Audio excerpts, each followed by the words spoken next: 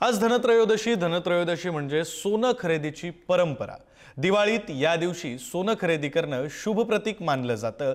पण आता सोन्याचा भाव हा 1,30,000वर पोहोचलाय आणि त्यामुळे या झळाळत्या धातूची अर्थव्यवस्थाच बदलून गेली आहे। त्याचाच आढावा घेणारा हा खास रिपोर्ट। सोनं हे केवळ दागिन्यांचं सौंदर्य नाही, तर ते आहे भारतीय संस्कृतीचं अविभाज्य अंग।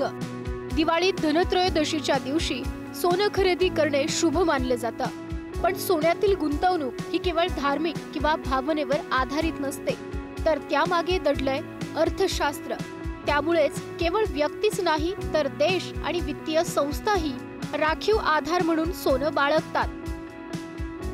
तुम्ही ज्येष्ठ मंडळींकडून ऐकलं असेल की सोनं खरेदी करणाऱ्यांचं नुकसान होत नाही, होतो तो फक्त फायदाच। मात्र गेल्या काही वर्षांत सोन्याच्या दरात भरभरून वाढ दिसून आली। महागाई वाढली, बाजारात अनिश्चितता आली, तरी सोन्यानं आपलं मूल्य टिकवून ठेवलं। म्हणूनच सोनं अजूनही सुरक्षित गुंतवणूक म्हणून ओळखलं जातं।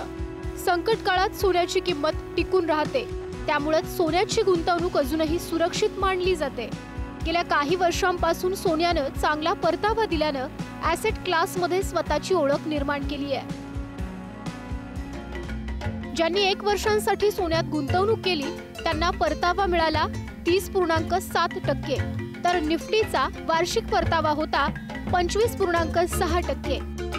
ज्यांनी 3 वर्षांसाठी सोन्यात गुंतवणूक केली त्यांना परतावा मिळाला 17.1%, तर निफ्टीचा वार्षिक परतावा होता 12.1%।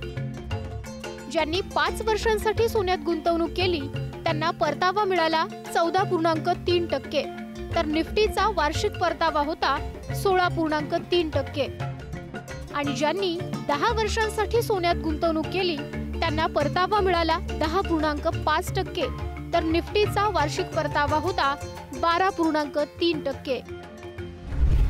शेअर बाजार घसरला तरी सोन्याचा भाव स्थिर असतो।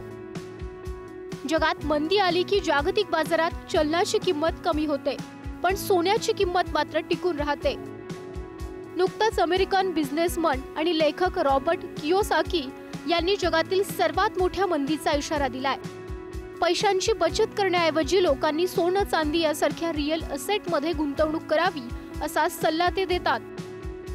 सध्याच्या डिजिटल युगात सोने गुंतवणुकीचे अनेक आधुनिक पर्याय उपलब्ध आहेत। गोल्ड ETF, गोल्ड फंड्स आणि RBI कडून जारी होणारे सोवेरियन गोल्ड बॉन्ड्स हे पर्याय पारंपरिक दागिन्यांच्या खरेदीपेक्षा गुंतवणूक म्हणून अधिक पारदर्शक, सुरक्षित आणि सोयीस्कर आहेत। दर्शन इन्सुलकर, पुढारी न्यूज।